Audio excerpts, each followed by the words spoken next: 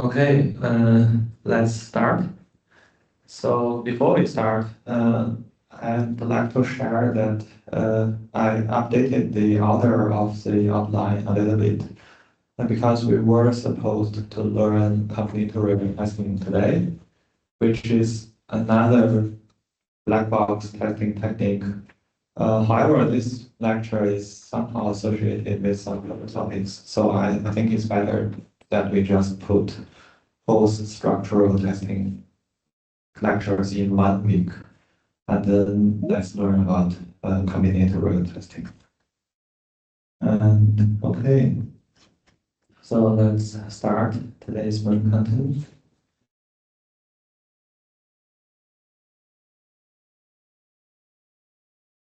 So today we are going to learn structural testing.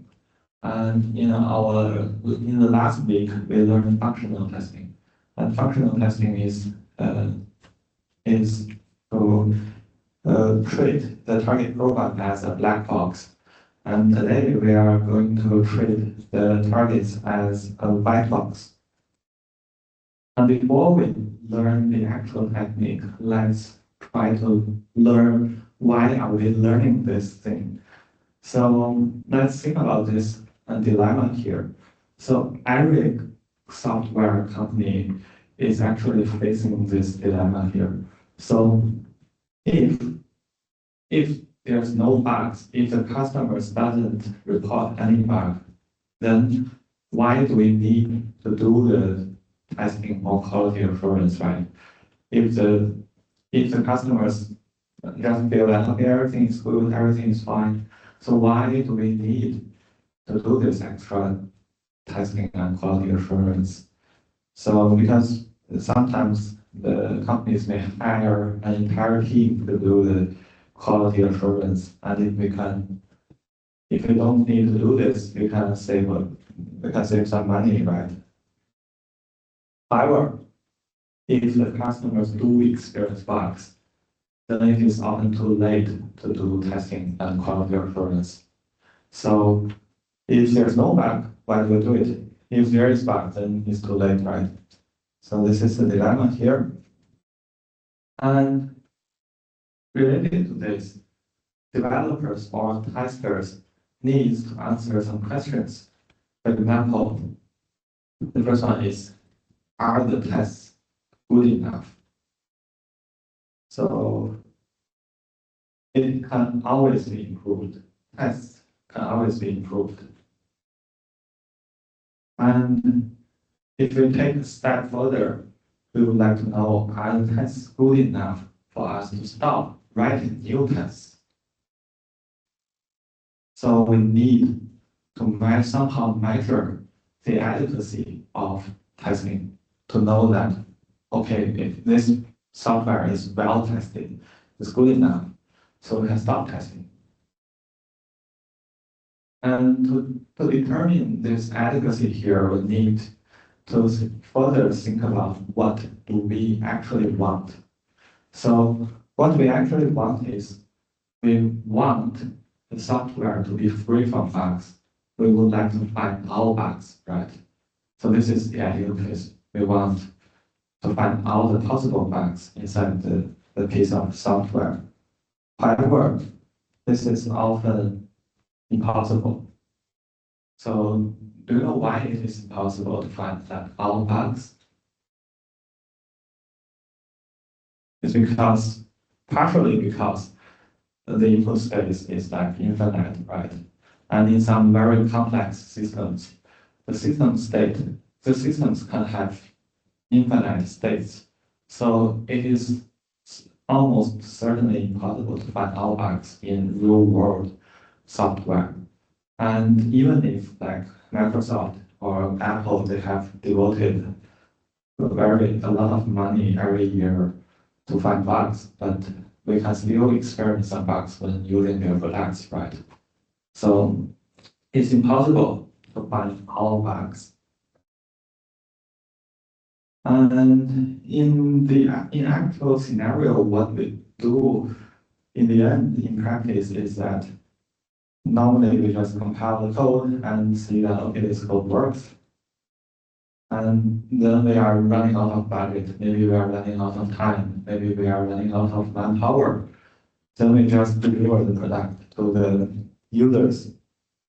And this is also not ideal, right? Because we don't want the users to experience bugs. And this scenario is considered as inadequate. So we can see that if we want the ideal case, then it's certainly impossible to achieve. And if we just don't do any test, then it's inadequate because we don't have any guarantee about the quality of our software. So we need to somehow balance between this impossible and the inadequate. And here, let's see the keyword, inadequate. So we need to somehow measure the adequacy of the software, the tests. So this is to measure the software adequacy. It is to measure the testing effort we have devoted with this the test suite we have. So in my opinion, this is somehow similar to blockchain. So because blockchain is like each node is computing some, solving some math problem, and they use the tokens as a proof of effort to each other, right? And here, what we want to do is, instead of saying that, okay, this piece of software is free from bugs, and it is impossible for us to tell that, instead of saying that, we can show the users that we have devoted enough effort to test our software, right? And this proof here needs to be able to be quantified, right? So that's why we need some test adequacy metrics to quantify our effort, to use it as a proof of effort.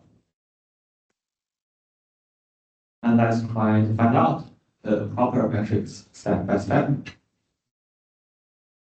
So first, let's start with the ideal case. So the ideal case is that we just mentioned in our previous slide. What is the ideal case? The ideal case is that we would like to find all bugs, right? So we want to find all bugs. So can we somehow, because it is impossible to find all bugs, so can we approximate this? So what we can do is, if the test doesn't reach some location in the program, then it is impossible for us to find the bug located in that part of the program, right? If the test case never reach that part of the program, then we can never find that bug there. So this is one approximation. And the other thing is, let's say if the requirements discusses two potential outcomes of a particular feature of a function inside the program, and our test case can only trigger one out of the two potential outcomes, then the test is considered as inadequate, right? Because we are missing one of the outcomes. And if there are some errors related to that missing outcome, then we are not able to find that error, right? So these are some approximations for like finding the bug. And because we are trying to cover some cases, we are trying to cover some locations in the program, then we are talking about the concept of coverage. Let's continue. So most of the adequacy metrics are based on coverage. So the coverage can be related to many factors here. So, and these coverage-based factors are widely used in practice. So some of the metrics are based on the coverage of requirement statements. For example, in the previous slide, we discussed the second approximation, right?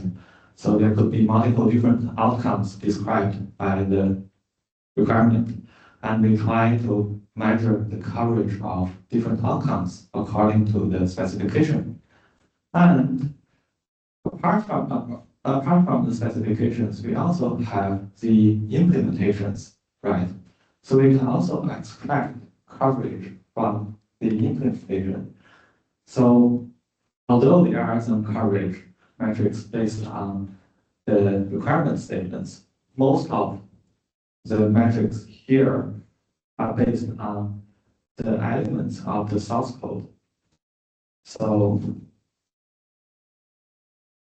for structural testing, we are trying to derive test cases according to the elements of the actual source code of the program. And because the source code of the program is often captured by the program structures, so that's why it is also called structural testing. And when we design the test cases, we try to maximize the coverage, right? And this coverage is actually directed by a chosen adequacy metric. So we have different factors affecting or calculating the coverage here. And that is why we need to do structural testing. And let's try to learn the concepts, basic definition of structural testing. So we know that structural testing is to derive test cases from program structures. And these program structures can affect the adequacy metric. And the adequacy metric is some sort of coverage metric, right? And there are several common types of structural coverage metrics. And these are the 4 different types we are going to learn in this course. So the first one is statement coverage. The second one is branch coverage. And we will also learn condition coverage and path coverage. So the rationale of doing this is the structure of the program itself contains some valuable information. And structural testing is to use the structures to derive test cases. And sometimes it is also known as whitebox testing because we need to have the actual source code of the program to guide the program structures. And unlike functional testing, we only care about the specifications, right? We only care about the input space. We don't care about the actual implementation. So that's why functional testing is known as black box testing, but structural testing is known as white box testing. And the goal of doing structural testing is to achieve certain percentage of coverage according to some coverage metric. And the reason of only achieving a certain percentage of the coverage is that it is impossible to achieve 100% of coverage most of the time. And we will learn about it later. And the basic idea behind the usage of coverage is that we cannot find all the faults or all the bugs if we cannot exercise all the locations inside the program, right? So that's why the 2 goals are aligned. So the goal of maximizing the coverage and the goal of finding bugs are aligned, right? So that's the basics of structural testing. And actually, we just learned a little bit of motivation of doing this. So requirement-based tests should be able to execute most of the code, but it's not systematically executing all of them. The one significant reason is that in requirements, we often specify the desired features of the program or the ideal features we would like to have for the program, right?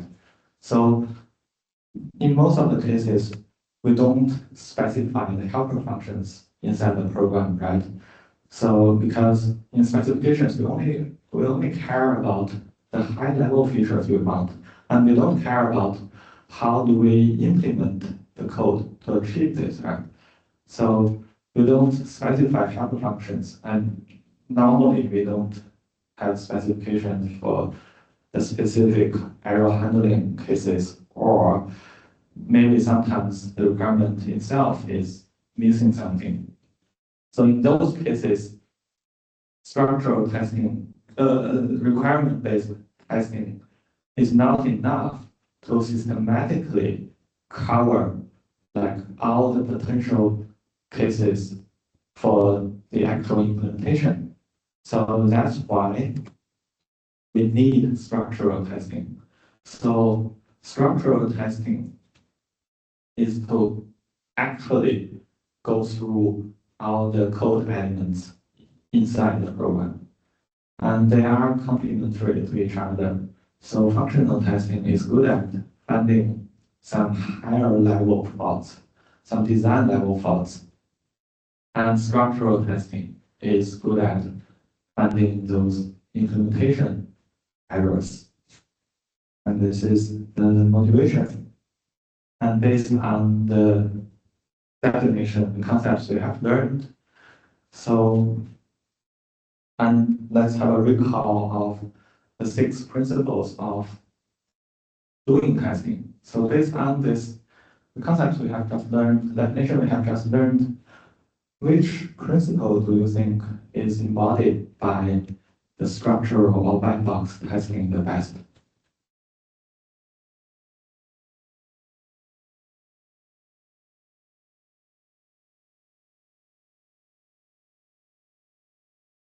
So there are 6 principles.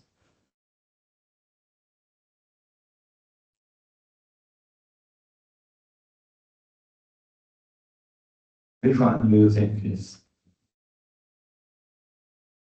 embodied by white box testing? The rationale of doing this is to show a proof of effort, right? We need to show the customer that we have done enough of testing, right? And we have to tell ourselves that we have done enough of testing so we can stop writing more test cases, right?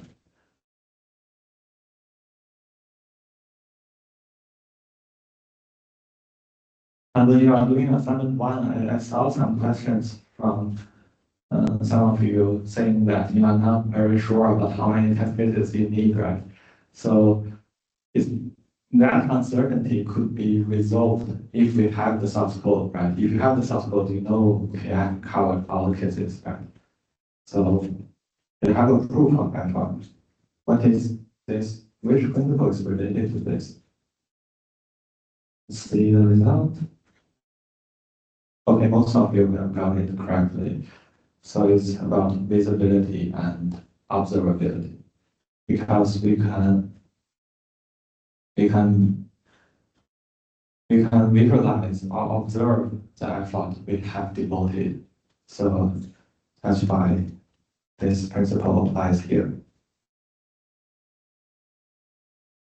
Okay, so now let's consider a typical workflow of doing structural testing.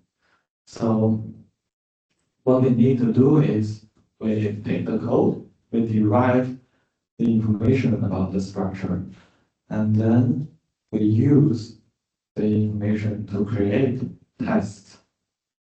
And we measure the adequacy or the coverage of the tests we just created. And normally, we have one more step. We can reuse the measured coverage or the measured adequacy to further refine the test cases we just created. So it's like we select one coverage metric to use, and we design test cases according to that coverage metric, and then according to the coverage of the initial test cases we have, we can further improve the quality of the overall test cases. So this is a typical workflow of structural testing.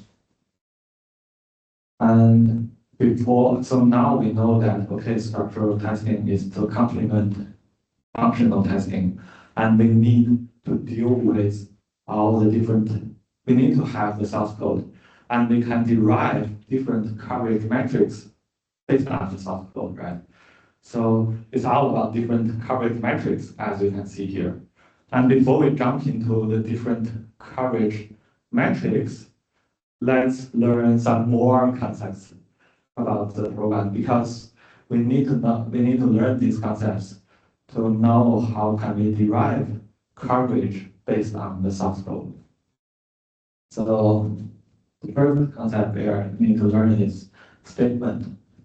So most of the programming languages we are using nowadays are imperative programming languages. So like C, Python, or Java, they are all imperative programming languages. And there are some, in comparison, there is a family of programming languages which is known as descriptive programming language. For example, you can write some SQL. SQL is considered as a descriptive programming language. So instead of writing the logic as a list of statements, a list of instructions for the program, for the computer to execute, you are describing what you want, right? If you write a SQL query, it is like you are describing what you want, right? You are not writing a list of instructions for the computer to follow, right? If you are writing a list of instructions for the computer to follow, then this type of programming language is considered as imperative programming language. And most of the languages we are using nowadays are imperative. And the most basic element for building imperative programs is known as statement. So there are two types of statements. First type is simple statements, which is also known as atomic statements. So for example, if you assign a value, then it's just a simple statement. If you call a function, it's a simple statement. The same goes for assert and go to and return. And there are also some compound statements which are made up of several simple statements. For example, we may have the counter statement loop, and this is basically just another name for loops. So, because if you want to write a for loop, you need to write several smaller statements right inside. So, and the same goes for while and if loops. You need to have the while and if keyword. You also need to have a short statement which compares the values served in the loop or if conditions, right? And the same goes for case switch and exceptions. So this is a concept of statement. And now let's introduce the concepts of control flow and data flow. So the reason of learning these flows is that we are interested in the context of how the system executes. Because although it's the imperative program is made up of a list of instructions, when the computer executes the list of instructions, it is sometimes not executed sequentially, right? Because we may have some if conditions, we may have some loops. So there could be some branches when the computer executes the instructions, right? So the computer may skip some instructions if there's an if statement. The computer may go back and execute some instructions for a few more times just because of the loops. right? So it is, so the instructions are rarely executed sequentially. So we need to somehow represent the execution, the order of execution of the statements. And to capture the order of the execution of the statements, we need control flow. So you can see there, you can see that, okay, this is an example program. So this is just a list of instructions, right? But if, let's assume that if a computer tries to execute this program, it is not executed one by one, right? At least this list has an order, but it's not just executing one instruction after another, simply like that, right? Because, for example, if we reach this if condition here, we may skip the body of the if condition here, right? So it is not executed sequentially. So that's why we need to know how the order of execution. And the order of execution is known also as control over the CPU, right? So the control flow is to capture the information of how the control is passed between different blocks of code or between different statements. So that is control flow. And sometimes we also need to care about data flow. So data flow is like, there are some information flowing between different variables, right? So we are assigning the value of C here, and we are using the value of C here, right? So sometimes we are also interested in like how does the information flow across different variables or different functions sometimes. So the flow of information or the flow of values is captured by data flow. And because we are not executing things sequentially, we can represent the control flow as a graph, as a control flow graph. Control flow graph is a directed graph, which means that the edges have directions. So the edges have arrows.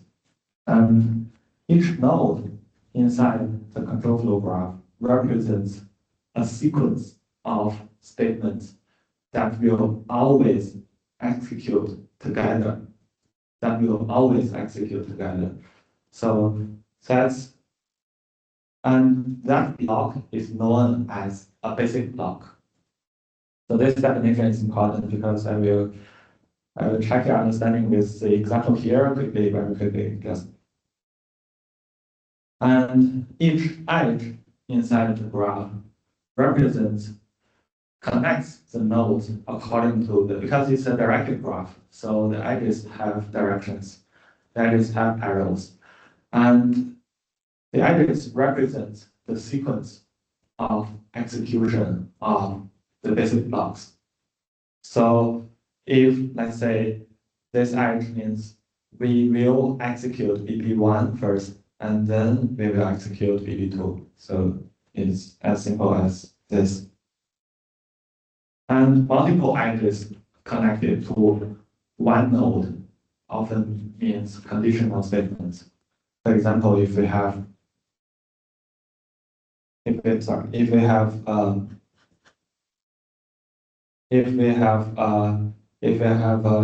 value here, you can see there are multiple edges connected to this basic block.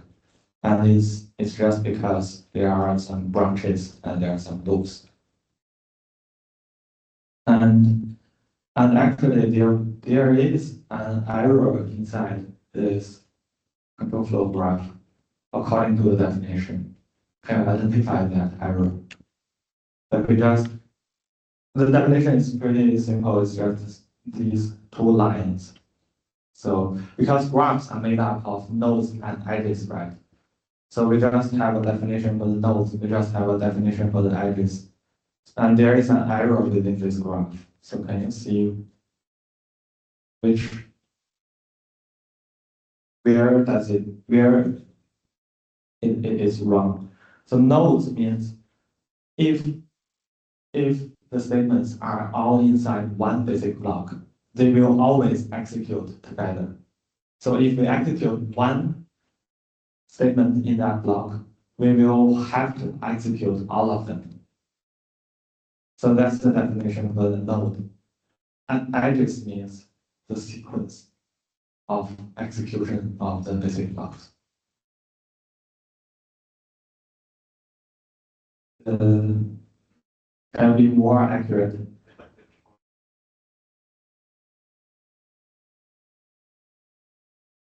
Yes. So this chart here, if you watch the animation of the slide, it's like a spoiler, but if you don't watch the recording and you don't watch like attend the lecture, you may wonder, okay, why there's a right circle there in the slides, right? So this is the error here in this control flow graph. The reason is that, so with which basic block, can I ask you one more question? Like, which basic block do you think this char C should belong to? Which basic block? You can use the IDs here. This ID is BB1, this is BB2, BB6, or some other basic blocks. Which basic block do you think it belongs to? To make great. So it actually belongs to BB2. Because if we loop back from the end of the loop, we so it means so we may exit directly, right? We may not execute char C again. So the first time we get into the loop, we may execute char C. If we get into the loop, we will always execute char C. But sometimes we may not execute char C at all because we may not get into the loop at all, right? So in that case, we are going directly taking the false branch here and exiting the loop without executing, without defining char C, right? So that's the case here. So char C shouldn't be associated with this val statement here. And if you wonder how is this graph rendered, it's actually rendered as a dot graph. And this is the syntax of this dot graph. So it can be used for describing the different types of graphs. And sometimes in some cases or in some materials you encounter from online or from textbook, people may put the if statements in a single basic block. So sometimes people may split basic block 2 into 2 separate basic blocks just to show the conditions clearer. And you can try this out. So you can see this is the graph, the flow graph, and this is how it looks like. So you can see the difference between what's inside the slide and here. So sometimes we can split this basic block here, just to make sure that to show this if condition, to show the branches clearer. And they are actually the same because it doesn't affect the correctness of the graph. So it's just a difference of the notation, but most of the time we merge them together. And do you know why I just click on this link and it automatically generates the content of the graph here inside the web page? Is it because of a cache in my browser? This is not related to the lecture content, but yeah, just try to see if you can tell why it works like this. It's because it is the content of the graph is passed as the get parameter inside the URL. So that's why if I click on this link, the content is automatically populated here. So this is the control flow graph.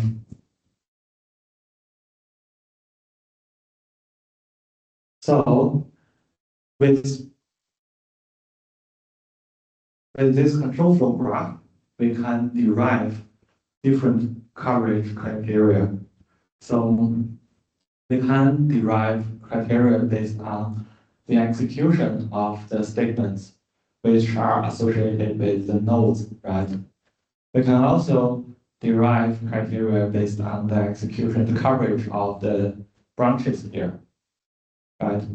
And we can also have coverage based on conditions and based on the paths of the graph, and so on. So we can derive different metrics according from this flow graph. And now let's learn the actual coverage metrics. And the first one is statement coverage. So it is actually very simple. So the key idea is we try to know whether we have covered or whether the test cases can execute each statement at least once. And this means that we would like to cover all the nodes inside of the control flow graph. And the basic idea is also very simple. So if we cannot execute some statements, then the bug or the fault in that statement will never be captured by our test case, right? So that's why we want to cover all the statements. And the coverage is calculated like this. So it's just the number of the statements that can be covered by the test cases divided by the number of total statements. And now let's do a live poll to practice what we have just learned. So for this example here, how many nodes do you think are there in the control flow graph? So, because if you can construct the control flow graph for this program, you can easily get the statement coverage, right?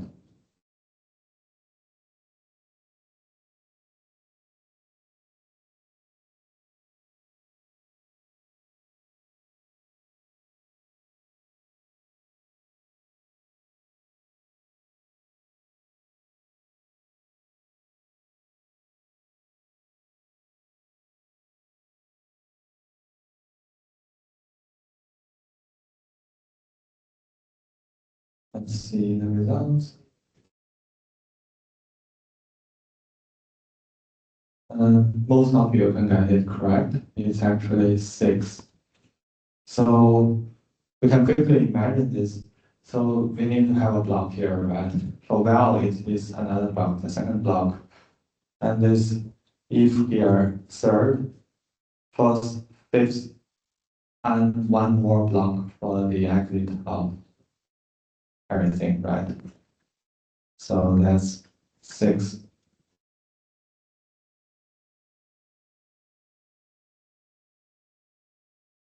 And this is how the control flow graph would look like if we do it correctly. And how many test cases do you think we need to cover all the nodes here? How many do you think do we need to cover all the nodes? If we follow the execution, we can follow the graph. We can follow the graph to try to simulate the execution of the program.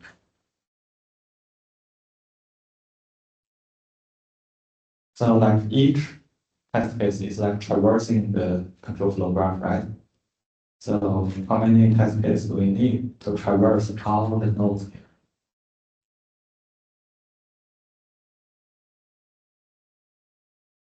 One, yes. One. The reason is that there's a loop here. So this is the execution trees we can follow. So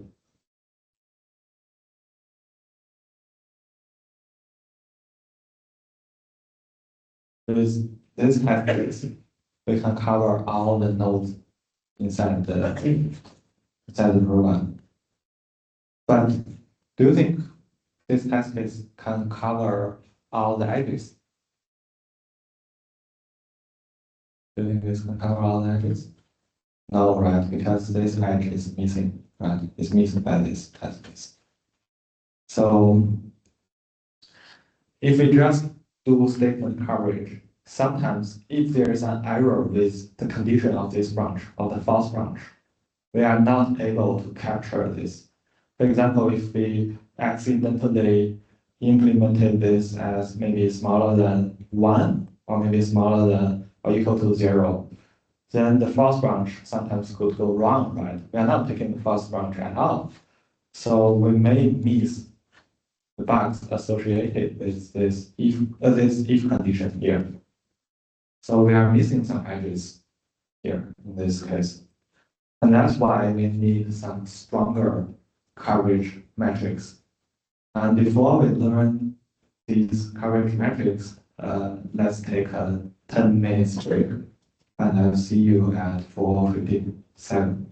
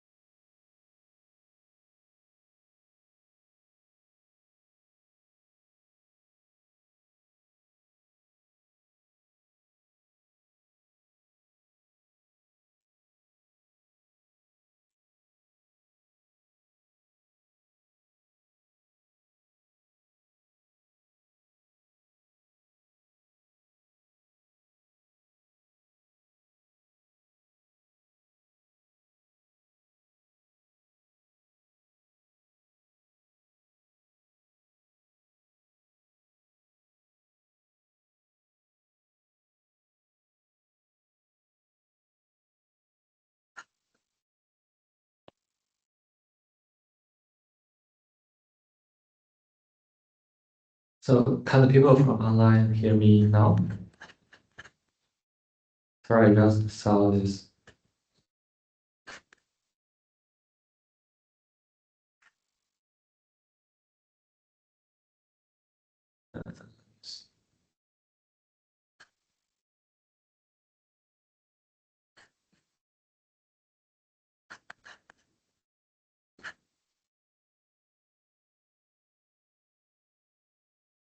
Test,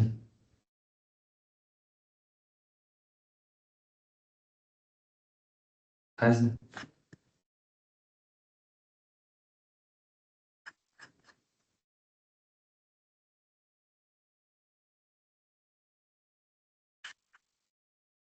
It's working.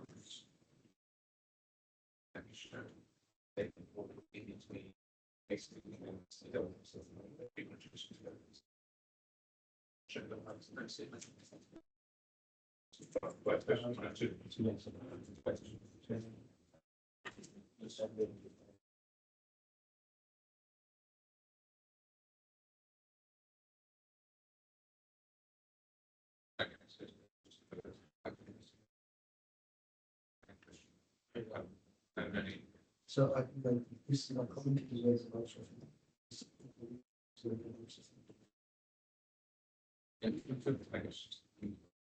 I was showing. That's what you're talking about. It's just how showing. It's given to be that it's. Yeah.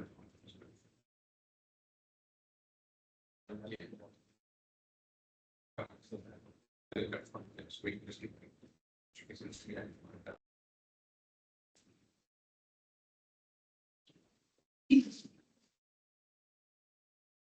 It's different from this one. Start with the tennis.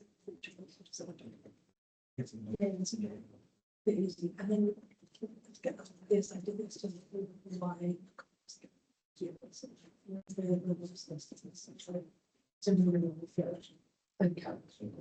Yeah. And then that so far. Yeah, that makes sense.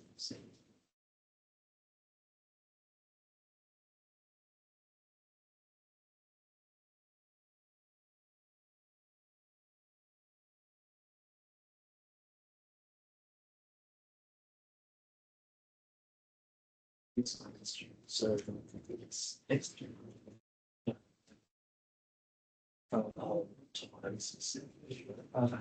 You need to check that. It's, but I was down around to don't go to it was out loud, I think it says. We can check it, technically that. It's not there. So I think I'm still. You can let me freeze. So.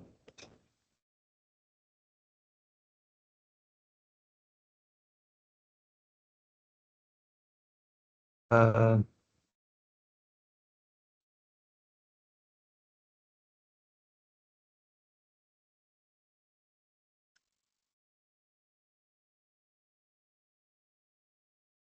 It just shows the days, right? It just shows the day, doesn't show this. Okay. Um, It's 12 o'clock noon. yeah, Yep. all Right. right. No worries.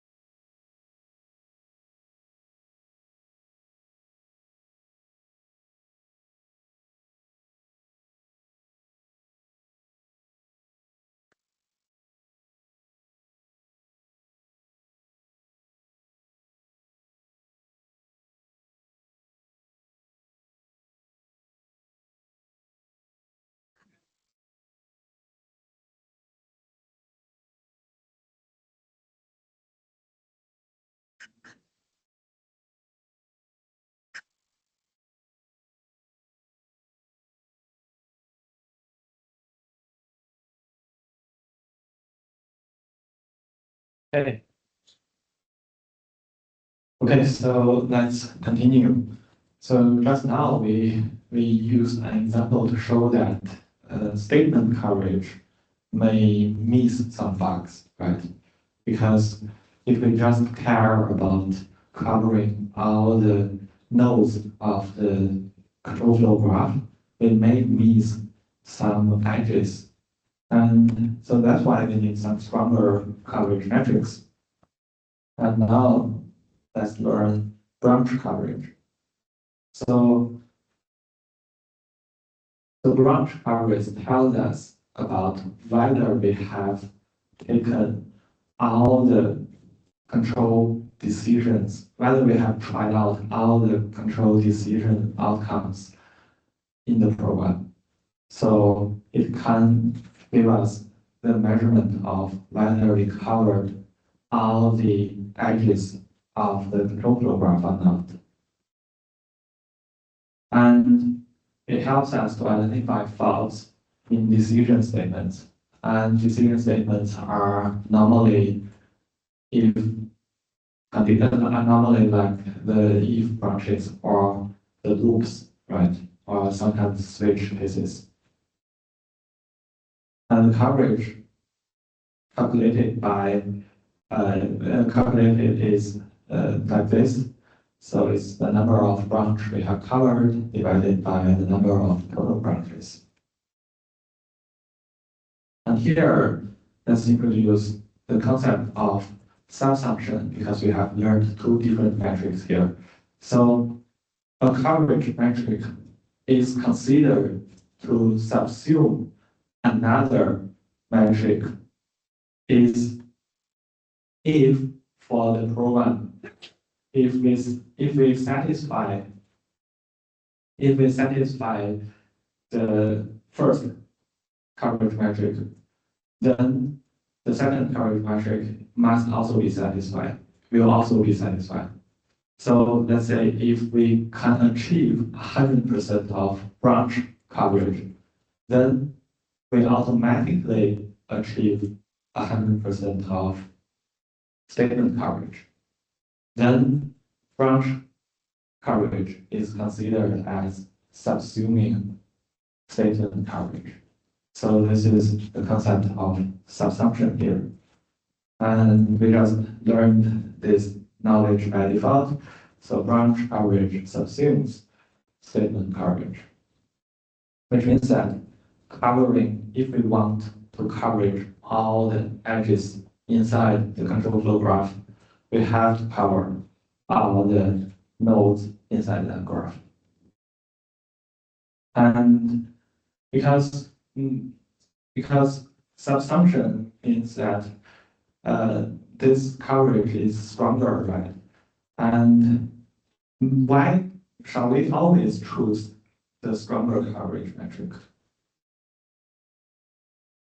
Do we always do this? Because like we may miss some bugs if we just do statement coverage, right? So shall we always choose the stronger ones? No, no, right? Because we have learned throughout this course, we have to do some balancing between effectiveness and efficiency. We have to balance between the budget, the cost, and the result we can achieve, right? So, because if you want, if we adopt a stronger coverage metric, we may need more test cases sometimes, and it is because of the budget limit, we may not be always capable to apply these stronger metrics. The answer is no. And now let's try to practice the usage of the branch coverage. So can you tell me how many branches do we have here? A branch means the execution flow diverges. So it means we have choices when after executing certain basic block. So how many branches do we have? Two, great. So if we have more than one outgoing edge out of a basic block, then there is a branch. But if we have more than one incoming edges, does it count as a branch? No, right? Because the execution flow doesn't diverge here, right? So because no matter which edge are we coming from, they are always reaching here, right? So the execution flow doesn't diverge. So the incoming edges do not count for branches. Only the outcoming edges are counted. So let's try to deal with the lights. We just turn off everything. So we have two branches here in this example. And how many test cases do you think do we need to cover all the edges inside this graph? Just now we only need one, right? But how many this time?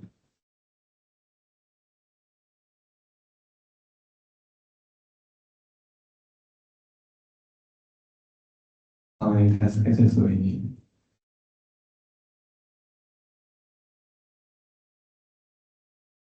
Four?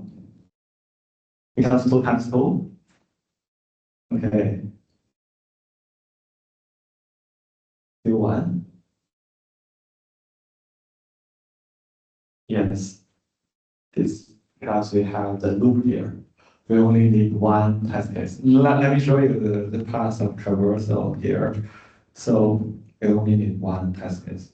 What you can do is you can traverse the program like this. So once we reach the basic block 2 here, instead of going to the false branch, we go to the true branch again. And this time we take the false branch here. And then here. So in this case, we can cover all the edges with just one test case. So we need to do with loops carefully when we derive test cases from the control flow graph. And sometimes, and in this case, it is possible that one single test case can run like this. But sometimes because of the conditions in the program, we may not be able to loop twice here. So in that case, we cannot use just one test case to cover all the edges. And for example, if this because this one here requires let's say if there is a conflicting conditions between this if branch and the while branch here, then we may not be able to use a single test case to run both true and false branch in different loops. So in that case, we may need two test cases. But here, it's just a coincidence that we can simply use one test case to loop everything, to cover all the branches, to cover all the edges. So you need to consider the actual conditions of running the program when you derive test cases. And let's practice more. So, sorry. Yeah, sorry. So, what if we just know that okay, it's because of the while branch. What if we change the while into if? What will happen? And we also need to remove this backward edge here. So what if we just change it to if? How many test cases do we need?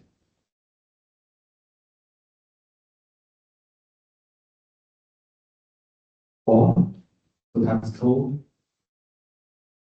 or less than 4. Why it is less than 4? Yes, yes. So we only need 3 test cases. It's not 2 times 2. It's because this is a nested if. So the second if is within the body of the first if. So it's not simply 2 times 2. If both of them are on the same level, then it's 2 times 2. But they are on different levels, and it's a nested if. And so we only need 3 test cases. And here are the execution traces. So this is the first one, this is the second one, and this is the third one. So we need 3 test cases if we change the program. Okay, let's continue to the last coverage metric. So just now we learned, okay, so because statement coverage may cause us to miss the bugs triggered by some falsely or wrongly implemented conditions. So near the branches, so we introduce the branch coverage. And if we take one step further, we can invent a stronger coverage metric, which is known as the condition coverage. The reason is that a decision, so a branch often requires decisions to be made, right? They require those conditional statements, for example, ifs or while loops. However, and each compound this each statement, like the branching statement, contains a condition there, but the reverse is not the case. It's not always true. So sometimes conditions are not related to branches. Can you quickly think of an example of the case where a condition is not used for a branch?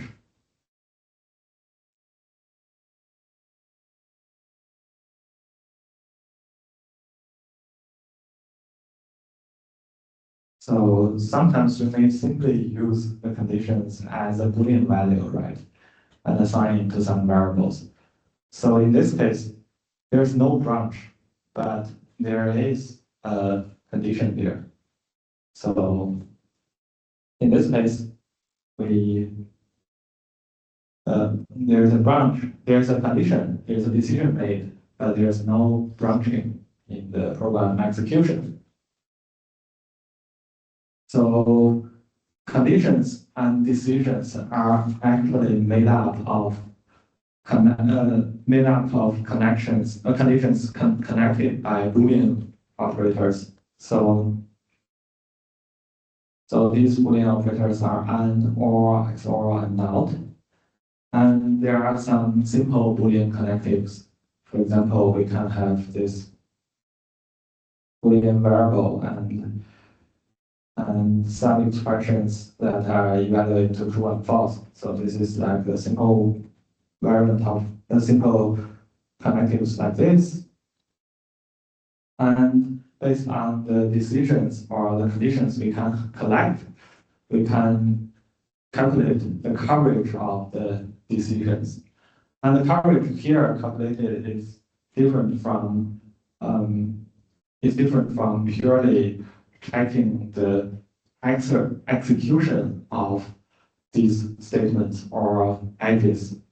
We need to care about the values of the conditions or the decisions here.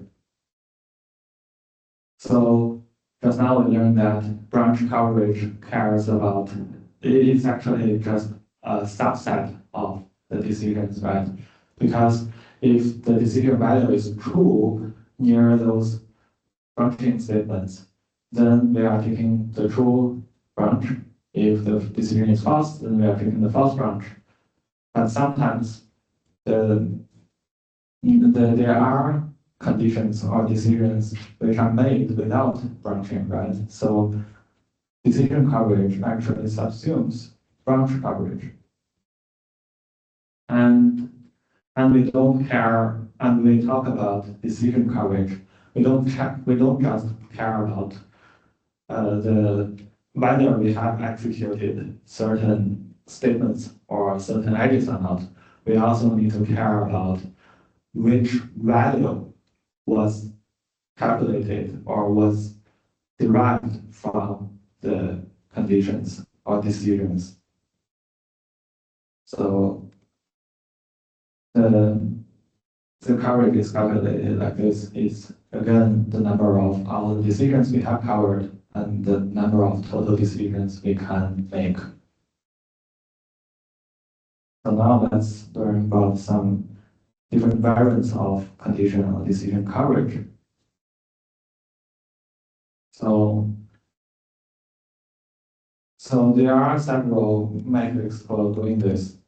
So the most basic form of checking the condition coverage is to just make each condition true and false once. So what we can do is, let's assume we have two conditions, and we have two conditions, A and B. So each one of the A and B can be either true or false, right? And the decision here is A and B. And the condition coverage we can have is like this. So we just need to make sure that A can take the value of true and false once, and B can also take the value of true and false at least once. So this is an example here. And this you can see is true, false, false, true, and true, true, false, false. Also works here, because we just need to make sure that each one of them, each condition here used for building the decision is used for true and false at least once. So this is the basic form of condition coverage. And there is a more advanced form of condition coverage, which is called compound condition coverage. So this is kind of similar to how we do the weak and strong form of equivalence class testing. So for weak equivalence class testing, we just need to make sure that each class is covered at least once, right? So here, for the basic condition coverage, we just need to make sure that for each condition, we make the value true and false at least once. But for compound, we care about the combinations or the patterns or the permutations of different conditions. So what we do is we try to evaluate every combination of all the conditions here. So let's assume that again we have the two conditions and the decision here. So we have A, B as the conditions, and the decision is A and B. So can you imagine how many test cases do we need this time? 4, yes. Because it's like a permutation of all the potential conditions, all the conditions, right? So this is called compound condition coverage. So as you can see, the two coverage we just learned, the two variants we just learned are on the two extreme ends. So the basic one is very simple. We just don't care about, we just dropped some cases. But for compound condition coverage, we are covering all the cases, and we may have some redundant or duplicate, some test cases which we don't need, right?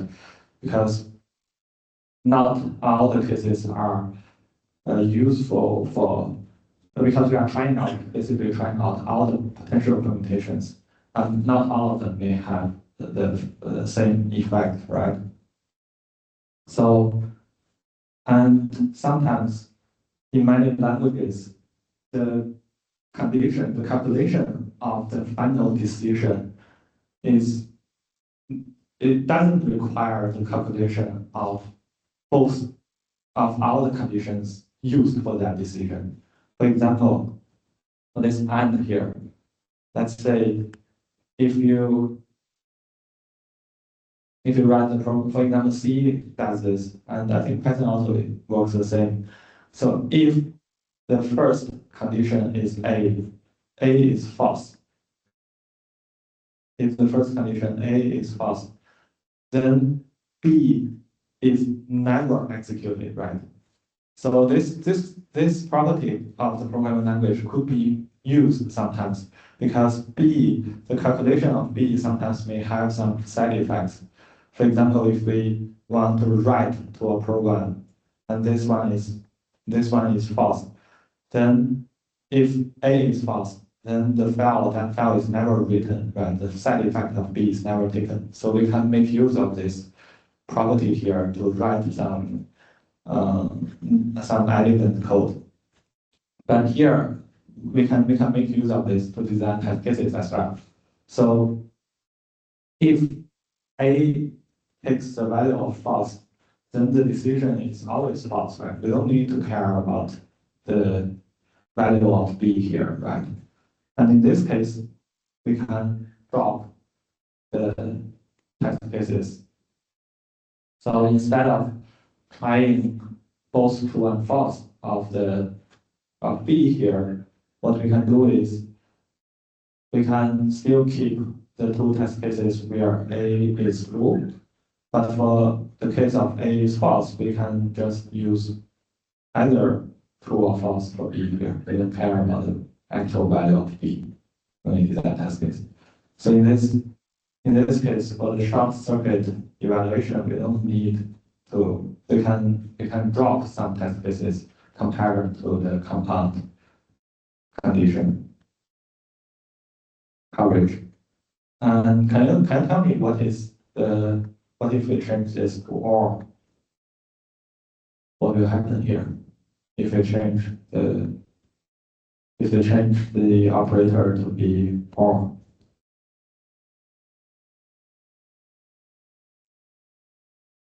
So we will expand the false case into both false true and false false, and we can merge these two together, right? This is OR because if the operator is OR, if A is true, then the condition is always true, right? So we don't need to care about the value of B here. And if A is false, B will be executed. The side effect of B will be taken here.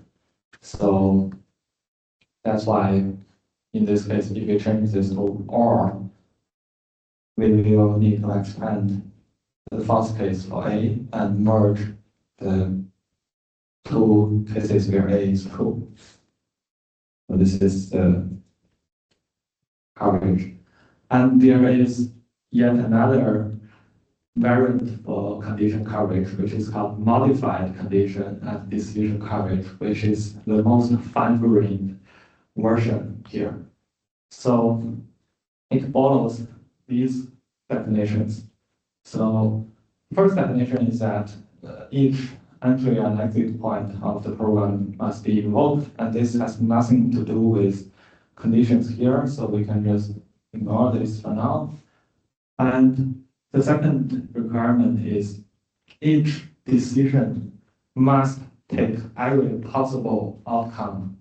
So which means that every decision must at least find out the value of both true and false. Both true and false. And the third requirement is every condition must take at least true or false once. So this is the same as the basic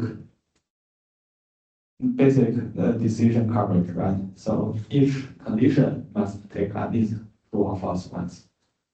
And the last requirement is a little bit tricky. So it requires to show that each condition inside the decision can independently affect the result of the value of that decision. So this is a little bit complex, and let's show how it works with an example here. So let's assume we have the same situation. So we have two conditions, A and B, and we have the decision, which is A and B, right? So we know that this case is simple. We know that we can have at most 4 test cases, right? Because if we just try out everything, we can have at most 4 situations. And let's try to satisfy everything here. So let's assume that we keep the first test case. Let's consider the scenario for A first. Let's keep, and let's assume that we keep the first test case. We keep the first test case. So what does this test case shows us? It shows us, okay, A takes true, and the decision also takes true. So we must find, for the next test case, we must find the test case that, it's better to find the test case that A is false, right? And also A and B is false. Then we can satisfy these two conditions, right? Because A has already taken true. We want every condition to take both true and false. So A has taken true. Now let's try to find a case where A takes false. And also because we want to try out all the true and false values for every decision here. Because A and B we have tried the true case for A and B. Now let's try a false case for A and B, right? So let's take the second one here. So the case that satisfies A is false and A and B is false is this one. And in this case, we are automatically satisfying this, and we can also take this one. Of course, we can also take this test case, but we take the third one because of the last requirement. We want to show that A can independently affect the result of the decision. So if we want to show that this condition can independently affect the final decision, we have to fix the value of the rest of the conditions in that decision, right? So because we just now we kept the test case A, the first test case here. So then in this test case B is true.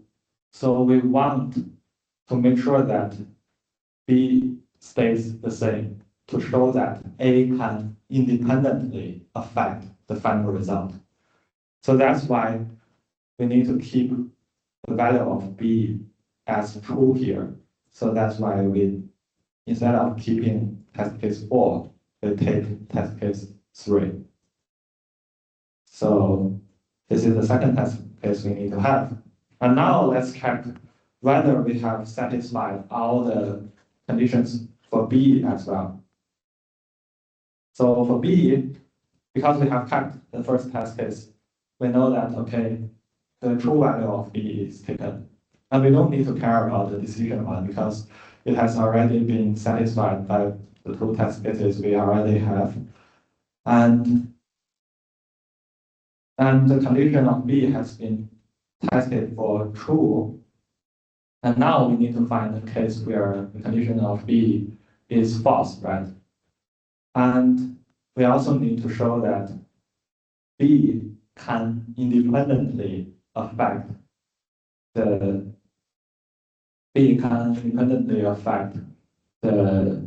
result of the final decision, right? So we can keep the test case of 2 here.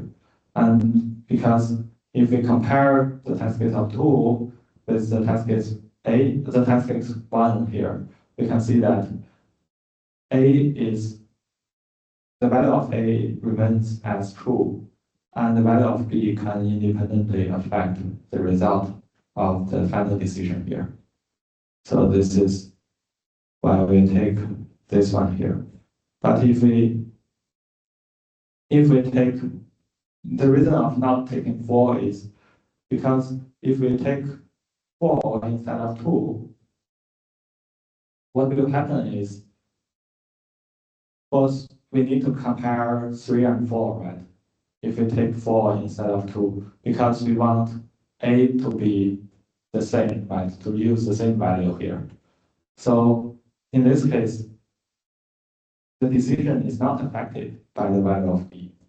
You can see the decision is only affected by, it's not affected by the value of B.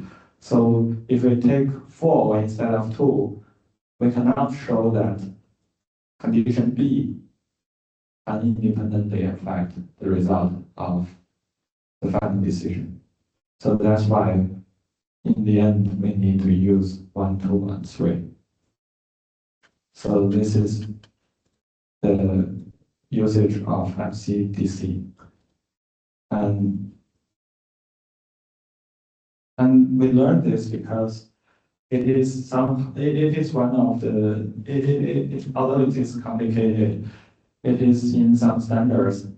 And for example, NASA actually requires 100% of MCDC in the safety critical software components.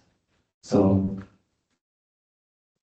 this is the MCDC, and now let's try to use a final example to practice what we have learned throughout this course.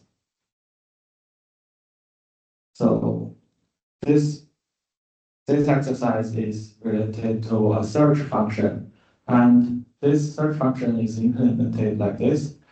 It takes a string, and it takes the length of the string, and it takes the character, and it returns the index of that character within the string. And if the string does not contain the character, it will return -1. So this is how this search function works. And according to this function here, we can draw the control flow graph of this search function here. So let's try to generate test cases to cover all statements. So how many test cases do you think do we need to cover all the statements here? So let's go through them. So first is this one, right? And the second one is this one, right? And then third one is this one, right? And the most complicated part is this. What we can do is, instead of using two test cases, we can make use of the loop here, right? To cover both the true and false here of this if, right? So we need four test cases. So this is the test case to cover 1, 2, 3. So let's remove it. So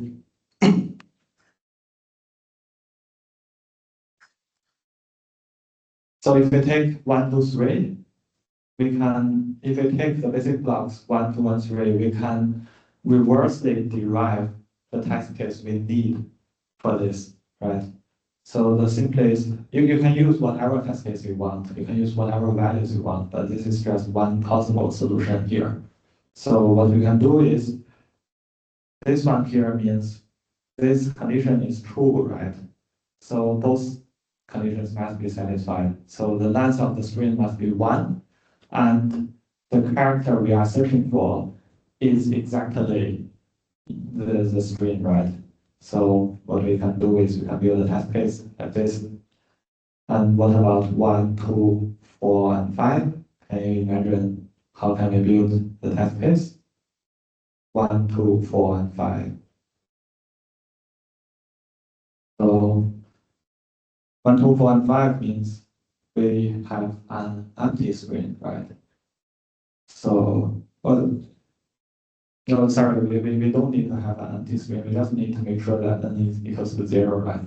We just need to make sure n is equals to 0. And what about the next one? 1, 2, 4, 6, 7, 8, 9. We can use this one. And this is the other one, last one here.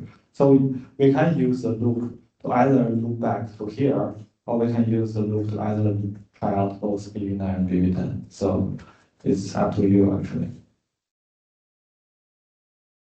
So this is the statement coverage. What about, and now let's think about branches and conditions. So how many conditions do we have? So remember, conditions are the building blocks for the decisions.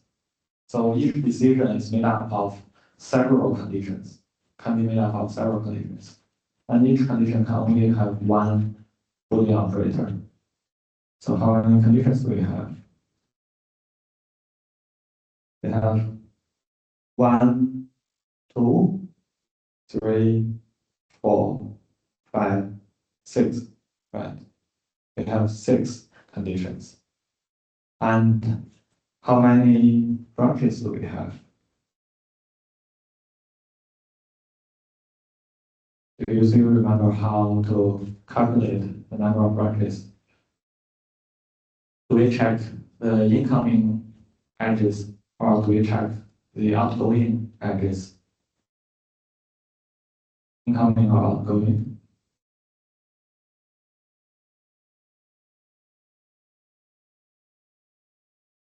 We count the outgoing edges, right? We don't check the incoming edges, because the incoming edges doesn't affect whether the execution flow diverges or not, right? So we only check the number of outgoing branches, whether a basic block can have more than one outgoing branches or edges. So this one has 2, this one has 2, this one has 2, this one also has 2, this one also has 2. Yeah. So we have 5 decisions. We have 5 decisions and 5 branches. And decision 1 is like this. So what we can do is, if we want to do an MCDC, this is what we can do. So it's actually the same as our previous example where we have exactly two test cases. So we have shown why it works. So we need to show that C1 can individually affect. So let's assume that we decided to use the first test case. And the purpose of the third one is to show that C1 can individually affect the result. And the purpose of test case 2 is to show that C2 can individually affect the result. So by individually affecting the result, it means that if we fix the value of the rest of the conditions in that decision, the value, if unchanged, the value of the decision, the condition we are trying, then the result of the decision also changes, right? So this is the first decision. And in order to achieve 100% of MCDC, we need to track all the decisions, right? So these are some example inputs that can trigger this. So what we need to do is we need to check out all the potential test cases for n equals to 0, and because this decision has just one condition, it's very simple that we just try out both true and false. And since all the rest of the decisions are like using just one condition, they are all like following the same here. So that's the example for doing the MCDC with this third function. And before we end this lecture, let's have a quick recall of what we just learned. So we have learned structural testing today, right? And we have learned functional testing last week. And what is the color of box of structural testing? And functional is black, and this one is white. Yes, it is called white box because we make use of the source code of the program, right? And why are we doing this? It is because, yes, it can actually complement functional testing. Functional testing is more about testing the errors of the high-level specifications, right? And this one can help us to find out errors in the actual implementations, and also to show a proof of effort that we have done enough of testing. And in order to quantify the effort, we need some coverage metrics, right? So white box testing is all about different coverage metrics. And how can we get these metrics? We are getting these metrics from the source code, right? But we are not treating the source code just as a plain list of instructions. We are treating the source code as a graph, right? And the graph we are using today is control flow graph. And can you quickly remember what is a basic block? What is a basic block made of? Is a list of instructions or statements that will always run together, right? That is the basic block. And what are the edges, right? And how do we calculate branches, right? By checking the relations and the numbers of edges, right? And based on this, because we have this graph, we can derive multiple different coverage metrics, right? By covering all the nodes, we are trying to use statement coverage, right? If we try to cover all the edges,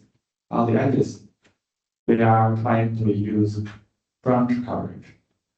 And if we care about not only the edges, but also the values of each conditions or decisions, we are doing decision coverage, right? And because we have multiple levels of metrics, there's a relation between them. And this relation is known as subsumption, right? So MCDC subsumes the edge coverage, and branch coverage subsumes the statement coverage, right? So this is all we have learned today, and we will learn more coverage metrics in our next lecture. And thank you for coming today. Thank you.